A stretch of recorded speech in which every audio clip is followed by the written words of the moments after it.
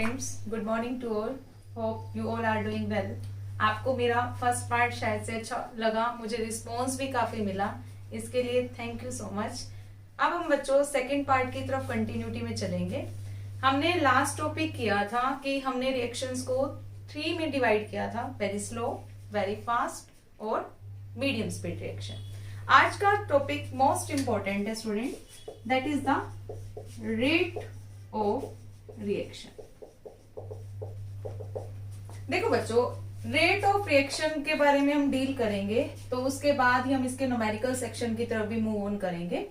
तो rate of reaction क्या होता है बच्चों, ध्यान से सुनना। Change in concentration with respect to time. Time के साथ कंसंट्रेशन का चेंज, वही हमारी क्या होती है, रेट ऑफ रिएक्शन। अब आपके माइंड में ये भी क्वेश्चन आया होगा, किसकी कंसंट्रेशन का चेंज।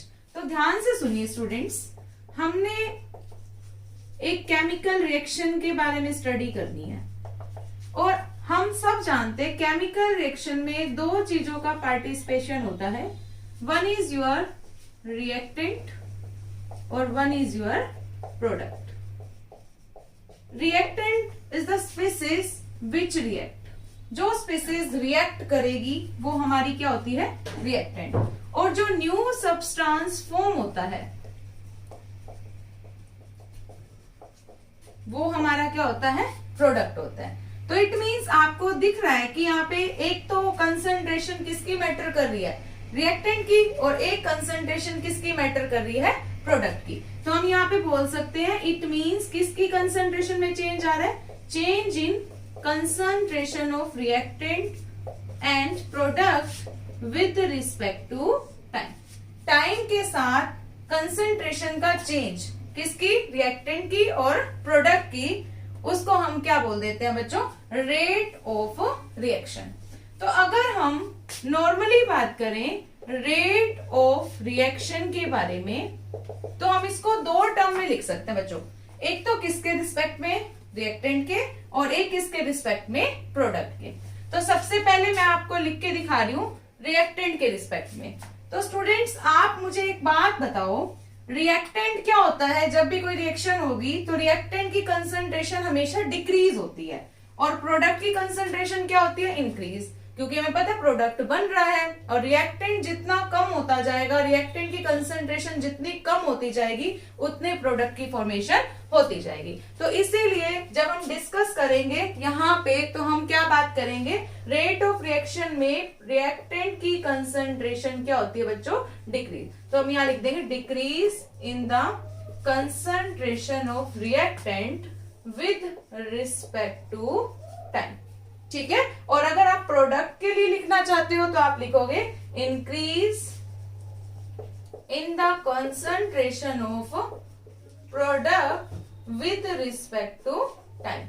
तो ऑलवेज याद रखना बच्चों, अगर आप अलग अलग से इसको दिखाना चाहते हो कि मैं रिएक्टेंट के लिए अलग रेट ऑफ रिएक्शन लिखना चाहता हूँ, प्रोडक्ट के लिए अलग लिखना चाहता हूँ, तो ऑलवेज याद रखना बच्चों कि हमेशा क्या होगा, अगर हम रिएक्टेंट के रिस्पेक्ट में लिखेंगे तो हम बोलेंगे डिक्रीज, और प्रोडक्ट के रिस्पेक्ट में लिखेंगे तो क्या लिखेंगे, increase. That is the rate of reaction. तो रेट ऑफ रिएक्शन के आपके यहाँ पे 3 फॉर्मूलाज क्रिएट किए हमने। First is your change in concentration with respect to time, और second is your decrease in the concentration of reactant, और increase in the concentration of product. तो स्टूडेंट्स अब जो मैं फोकस कर रही हूं वो ध्यान से सुनना बच्चों। रेट ऑफ रिएक्शन को एक्सप्रेस कैसे किया जाए, ठीक है, हम इसको एक्सप्रेस कैसे कर सकते हैं। तो इसको एक्सप्रेस करने के लिए हमें एक छोटा सा कंसेप्ट देखना है, तो ध्यान से देखना बच्चों। अब हम इसको देखते हैं कि हम कैसे रेट ऑफ रिएक्शन को क्या कर सकते हैं, एक्सप्रेस कर सकते हैं। तो आपके पास मैं आपको एक एग्जांपल देके समझाऊंगी, कंसीडर करना बच्चों।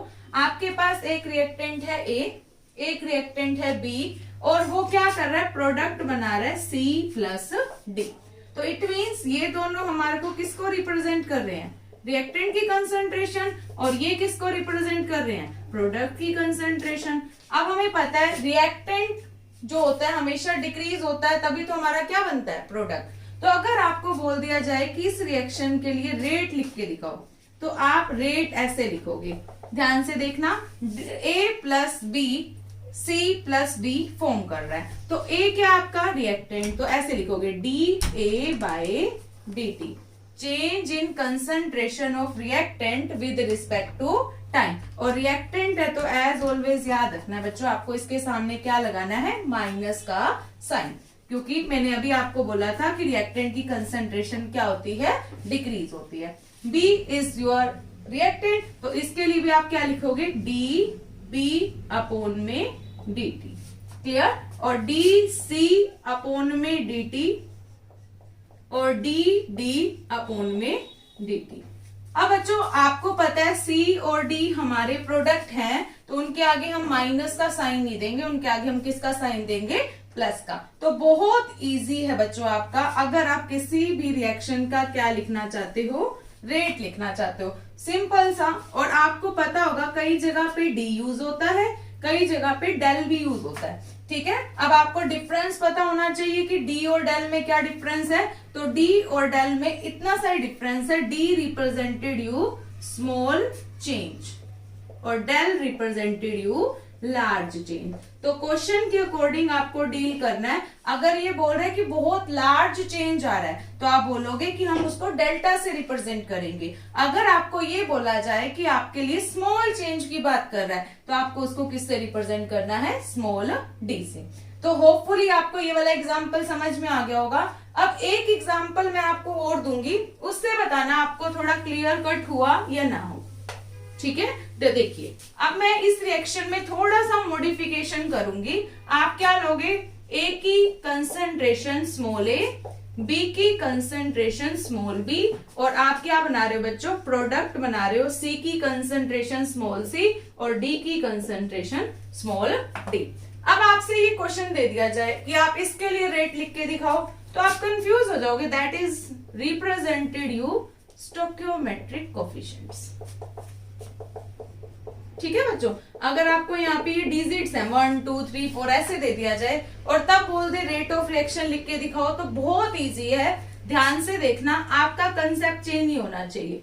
आप ऐसे लिखो, रिएक्टेंट के लिए क्या लिखोगे, minus D A by D T. अच्छा, second reactant is your D B by D T, sign आगे लगा दीजिए। Third is your D C by D T, positive sign, और D D by D T, positive sign. अब आप सोच रहे होगे कि इनका क्या काम आया, तो जो भी आपकी स्टोइकियोमेट्रिक्स होती है ना बच्चों, उनको ऑलवेज याद रखना, आप डिवाइड में लिखते हो। स्टोइकियोमेट्रिक्स को हमेशा याद रखना बच्चों, आपको किस में लिखना होता है, डिवाइड टर्म में, ठीक है। आपको समझ में आया। तो ये एक तो रिएक्शन को रिप्रेजेंट करने का ये मेथड है, और एक सिंपल रिएक्शन को रिप्रेजेंट करने का ये मेथड है। अब एक क्वेश्चन है, for example 2NO2 plus O2 combines to give NO3, ठीक है। मान लो आपको ये बोल दिया जाए कि 2NO2 प्लस O2 कंबाइन करके 2NO3 दे रहे हैं, और इसके लिए रेट ऑफ रिएक्शन लिखो, तो आप कैसे लिखोगे, आपको पता चल गया होगा, 2 इज योर स्टोइकियोमेट्रिक, तो 1/2 DNO/dt is equal to DO2/dt, यहाँ पे माइनस क्योंकि oxygen is your reactant, 1/2 DNO3/dt। तो हम किसी भी रिएक्शन के लिए क्या लिख सकते हैं, रेट। बहुत इजी कंसेप्ट है बच्चों, होपफुली आपको यहां तक समझ में आया होगा। स्टूडेंट्स, अभी हमने जो डिस्कस किया है वो क्या डिस्कस किया है कि हम रेट ऑफ रिएक्शन को कैसे लिख सकते हैं। अब रेट ऑफ रिएक्शन को लिखने के बाद आपके माइंड में क्वेश्चन आएगा कि रिएक्शन की रेट जो होती है उसकी अगर हमें क्या पता होनी चाहिए, यूनिट भी पता होनी चाहिए। मोस्ट इंपोर्टेंट टॉपिक, 1 मार्क में बहुत बार क्वेश्चन आ चुका है कि रेट ऑफ रिएक्शन की यूनिट बताइए। तो देखो बच्चों, अभी मैंने आपको फॉर्मूला क्या बताया था रेट ऑफ रिएक्शन का, change in concentration with respect to time, ठीक है, सिंपल सी बात। अब आपको ऊपर दिख रहा है क्या टर्म लिया मैंने, कंसंट्रेशन। कंसंट्रेशन क्या होती है, number of moles per unit volume, ठीक है बच्चों, आपने पढ़ रखा है कंसंट्रेशन का फॉर्मूला N/V, शॉर्ट टर्म में अगर लिखना चाहो। अब देखो बच्चों, कंसंट्रेशन का फॉर्मूला हमें पता चल गया। कंसंट्रेशन में ऊपर क्या आ रहा है, moles, number of moles, moles लिख लिए। वॉल्यूम आपकी ये आती है, वॉल्यूम मान लीजिए हमने ले ली लीटर। ठीक है बच्चों, तो कंसंट्रेशन क्या होगी, मोल्स पर लीटर। ठीक है, और नीचे देखिए बच्चों, टाइम, टाइम की यूनिट आप सबको पता है क्या हम यूज करते हैं, सेकेंड। तो कंसंट्रेशन की जगह मैं ये लिख सकती हूँ मोल पर लीटर, और डिवाइड में टाइम की जगह लिख दिया मैंने सेकेंड। क्लियर। अब बताइए, अगर हम इस यूनिट को ओवरऑल लिखेंगे तो क्या बन गई, मोल पर लीटर पर सेकेंड। मोस्ट इंपॉर्टेंट कंसेप्ट कि रेट ऑफ रिएक्शन की यूनिट क्या होती है, इसमें कोई क्रैमिंग नहीं है स्टूडेंट। आप डायरेक्ट फॉर्मूले में पुट कीजिए, कंसंट्रेशन निकालिए, वॉल्यूम निकालिए, टाइम निकालिए, आपके पास सब कुछ मिल जाएगा। ऐसा यूनिट आपको सबकी पता है, तो आपने इजिली क्या निकाल ली, rate of reaction, that is the mole per litre पर सेकेंड। ओके, अब आपके माइंड में एक क्वेश्चन आएगा स्टूडेंट कि डिफरेंट रिएक्शंस के डिफरेंट रेट क्यों हैं, सारी रिएक्शंस सेम रेट से क्यों नहीं प्रोसीड करती, हर एक रिएक्शन अलग अलग रेट पे काम कर रही है। कोई रिएक्शन फास्ट चल रही है, कोई रिएक्शन स्लो चल रही है, कोई मीडियम स्पीड चल रही है, तो ऐसा क्यों है।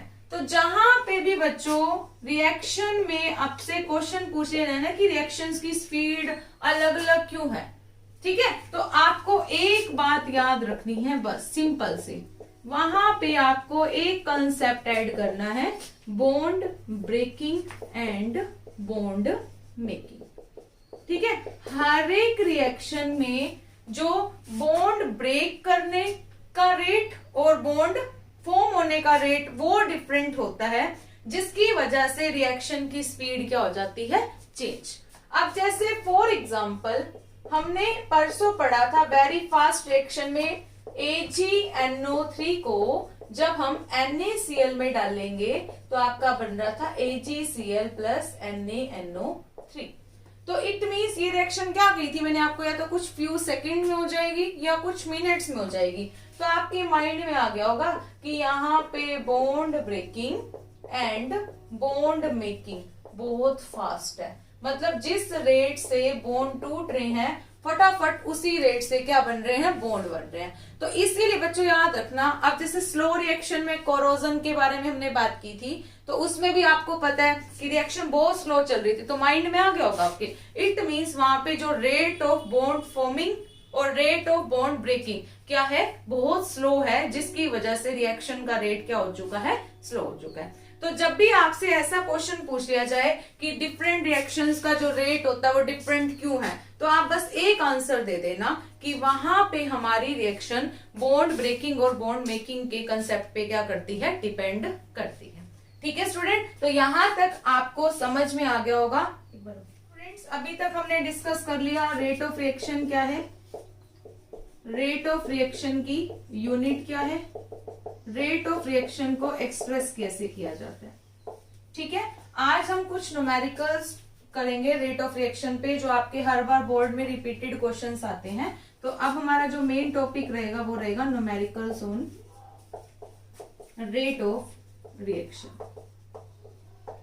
ठीक है, तो क्वेश्चन देखिए, दो क्वेश्चन मैं आपको यहाँ पे कराती हूँ, उसके बाद आप प्रैक्टिस करना, और कोई प्रॉब्लम लगे तो मुझे कमेंट कर देना, मैं आपकी क्वेश्चंस की प्रॉब्लम्स सॉल्व करूंगी। मान लीजिए स्टूडेंट्स, आपके पास एक रिएक्शन है 2A plus 3B form 4C plus 2D। Clear, ये क्वेश्चन दे दिया।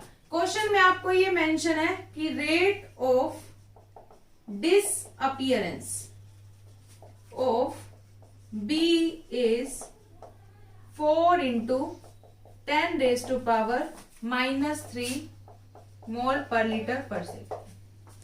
किसी भी रिएक्शन का जो रेट है डिसअपियर होने का, बी का वो कितना दे रखा है, 4 into 10 raised to power -3 mole per litre पर सेकेंड।